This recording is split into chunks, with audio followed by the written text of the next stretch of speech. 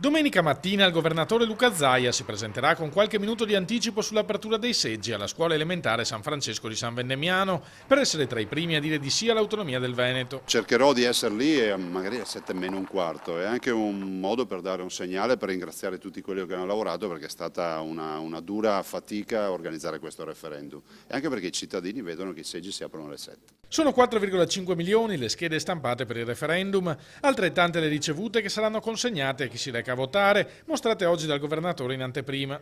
La soluzione è stata decisa dalla Regione per supplire al mancato timbro sulla tessera elettorale, il cui utilizzo non è stato concesso dal Ministero dell'Interno. C'è il problema del quorum, siamo 4 milioni e 76 mila aventi diritto al voto, dei quali 330 mila sono all'estero, quindi è un 8% di cittadini che fanno quorum ma molto probabilmente non riusciranno a votare.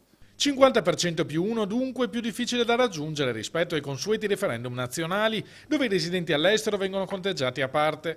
Ma Zaia non se ne preoccupa e si mostra sereno, tornando indietro assicura rifarei tutti gli stessi passaggi. Io il mio dovere l'ho fatto, ho messo nelle condizioni i veneti di potersi esprimere, è la prima volta nella storia della Repubblica Italiana che si celebra un referendum come questo, l'opportunità c'è, adesso spetta a noi veneti coglierla.